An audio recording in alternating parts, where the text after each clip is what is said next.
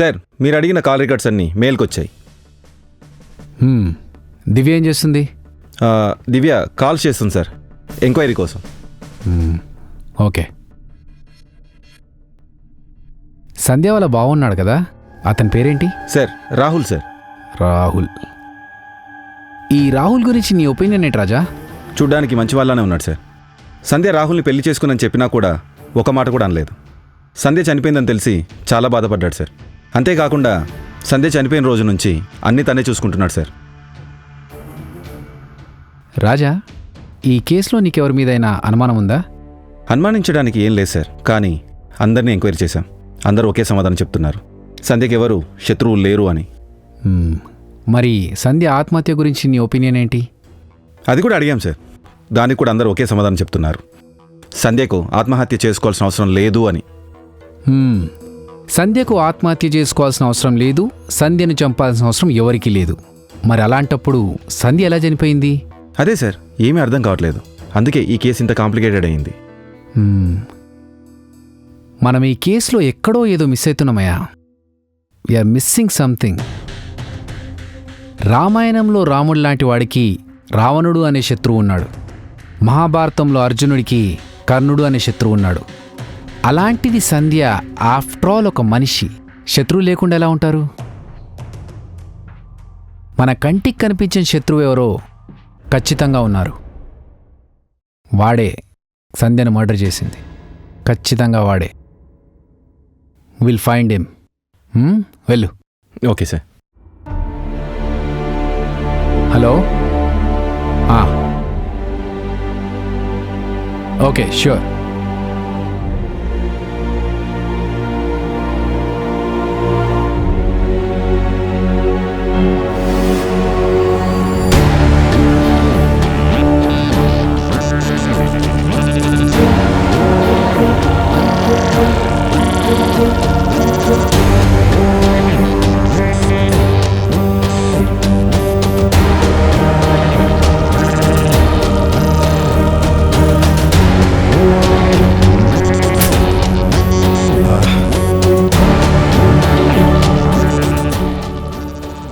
ఇందులో కూడా ఎలాంటి క్లూస్ దొరకలేదు.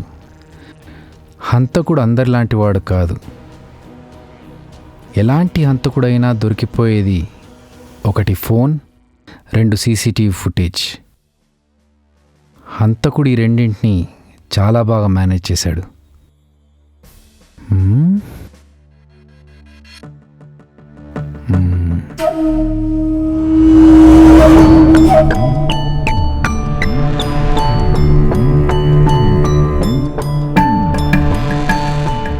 రమ్య, చెప్పవే. ఏంటి, నువ్వు ఇంకా బయలుదేరలేదా? 10 మినిట్స్లో బయలుదేరుతాను. ఈరోజు ప్రాజెక్ట్ కంప్లీట్ చేయాలి. రాత్రంతా కార్తిక్తో మాట్లాడుతూ కూర్చున్నావా? లేదే, కార్తిక్తో మాట్లాడి 1 వీక్ అవుతోంది. సరే సరే, త్వరగా రా, లేకపోతే బాస్ చంపేస్తాడు. సరే, వస్తాను. ఈలోగా బాస్ని నువ్వు ఎలాగైనా మేనేజ్ చేయి. కార్తిక్, చెప్పు. 1 వీక్ నుంచి ట్రై చేస్తున్నాను. ఏదైనా ప్రాబ్లం ఉంటే మాట్లాడి సాల్వ్ చేసుకోవాలి, అంతేగాని ఇలా చేయడం. నేను తర్వాత మాట్లాడతాను. నీకోసం మీ ఆఫీస్కి ఎన్నిసార్లు వచ్చానో తెలుసా? ఒక్కసారి కూడా కలవలేదు. ఈవినింగ్ పబ్కి వెళ్దాం.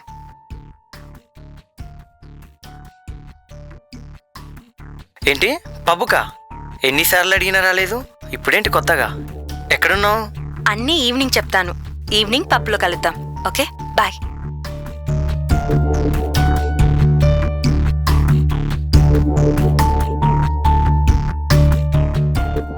హలో కార్తిక్.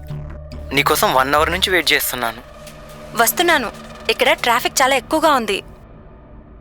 హలో హలో, నీ వాయిస్ సరిగ్గా వినిపించడం లేదు. 15 మినిట్స్లో అక్కడ ఉంటాను. ట్రాఫిక్లో ఉన్నాను. సరే సరే, త్వరగా వచ్చే. రమ్య, చెప్పవే. ఎన్నిసార్లు కాల్ చేయాలి? కార్తిక్తో ఉన్నాను. విషయం ఏంటో చెప్పు. బాస్ నీ గురించి అడిగాడు. రేపు మార్నింగ్ 9 కల్లా అందరినీ ఆఫీస్కి రమ్మని చెప్పాడు. అది కాదే.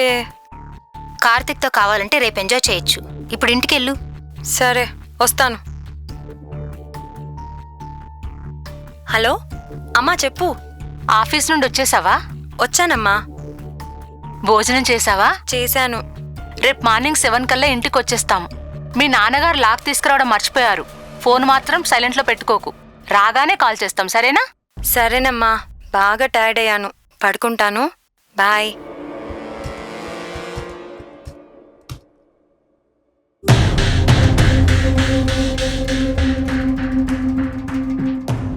Observation notes. సంధ్య 9:45 వాళ్ళ అమ్మతో మాట్లాడింది. 9:50 ఫేస్బుక్లో ఫోటో అప్లోడ్ చేసింది. 10 నుంచి 10:30 మధ్యలో ఈ అరగంటలో ఏం జరిగిందనేది మనం ఫైండ్ అవుట్ చేయాలి. For more updates, like, comment, subscribe to our channel. Hey darlings, గంటని click చేయడం మర్చిపోకండి.